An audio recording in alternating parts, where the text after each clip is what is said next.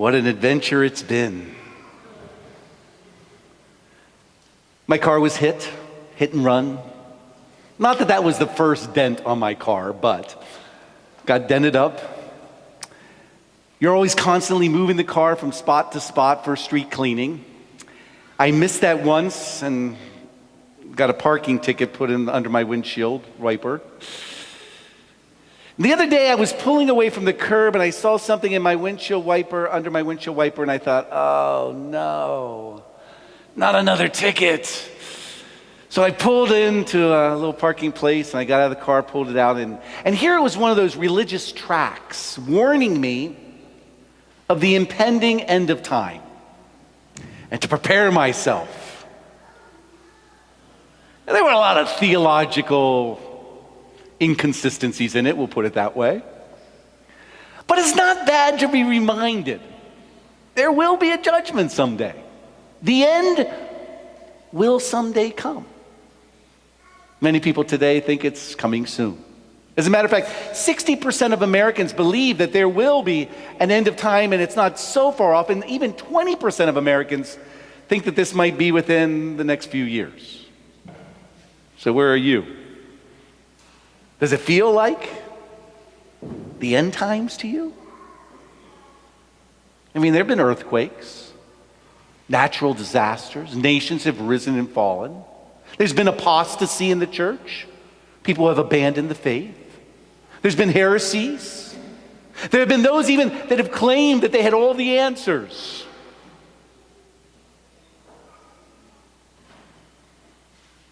It's not unnatural for us to think that these are the end times. And as a matter of fact, that is the church's teaching. That you and I are living through the end times. Of course, the end times, the final age, began with Christ's life, death, and resurrection. That's when it started. That's when the old order passed away. And it will last until his coming in glory. If you hear someone say, I am he, don't bother going to see him. His glorious coming will be like a flash of lightning across the sky. Everyone will know it. It's not going to be some hidden mystery this time. He's going to come in glory. But the old order has passed away. As people were observing this wonder of the world, the temple, this glorious temple, Jesus tells his disciples that it is passing away. It is a sign of the old order. Now, make no mistake about it, Jesus had an incredible respect. It was his Father's house. It was the place of prayer. It was the sole place that the Jewish people could offer sacrifice. Sacrifice that was dictated to them by God. It was the only place they could make reparation for their sins. There was no other. Take that away from them, and life is over. For the Jewish people and for us, we recognize that the temple was actually a microcosm of heaven and earth. Even in the architecture, the way God dictated that the temple be built, it was to represent the whole universe and the heavens. The outer court represented this world. The brass basin, the brass sea was a place to be cleansed, but it was a reminder of the seas of this earth. It was decorated with images of creation. You went into the holy place where the Old Testament sacramentals were. There was the light of the menorah that reminded them of the heavenly bodies and what God was doing on their behalf. On the veil that separated the holy place from the Holy of Holies were the consolations. It divided the heavens from the heaven of heavens, that invisible place where God dwells. And yet in that Holy of Holies was God's footstool on earth. But that old order no longer exists. Christ in his sacrifice fulfilled the Old Testament sacrifices when he went up on Calvary to let his blood be shed for us.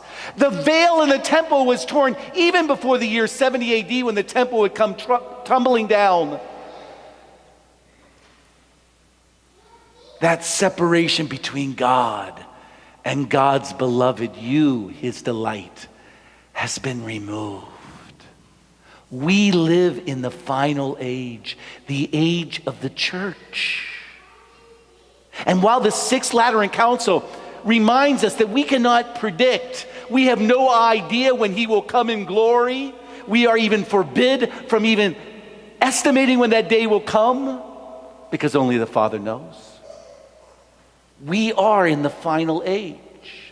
And so if you sense that things are not yet right in the world, welcome to the final age. This is the time of tribulation. This is the time of apostasy, as it was throughout the church's history. Decade after decade, generation after generation, the church has been coming to this true worship, to receive Christ, that they might be conformed to him. And in this final age, be conformed to his suffering, to his sacrifice. That's the world we live in.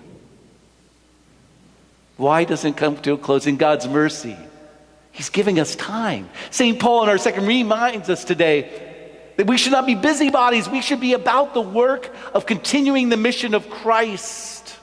Just as in that early age of the church, when pagan Rome sacked Jerusalem, burned it to the ground, not only destroyed the temple, removing every single stone upon stone, but killed, as Josephus, the historian, tells us, up to 1 million Jewish people.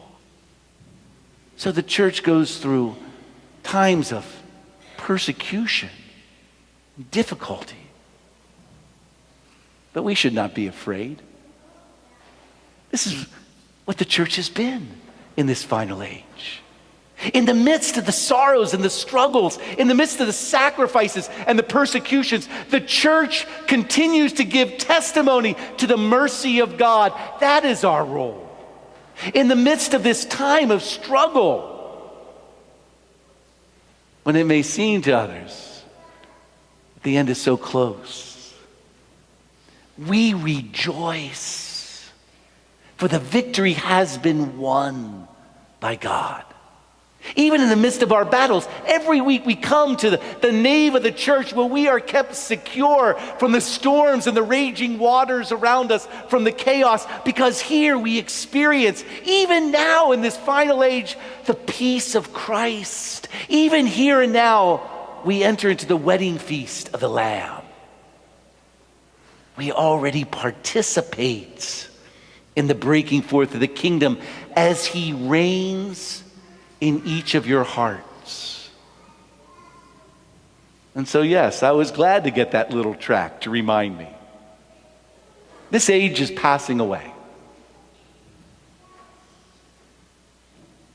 But we are loved. God has great things in store for us. And we will persevere. We will be a light in the darkness, in this valley of death. We will follow Christ to his victory. We will enter into communion with him here, and never will we be separated from our beloved.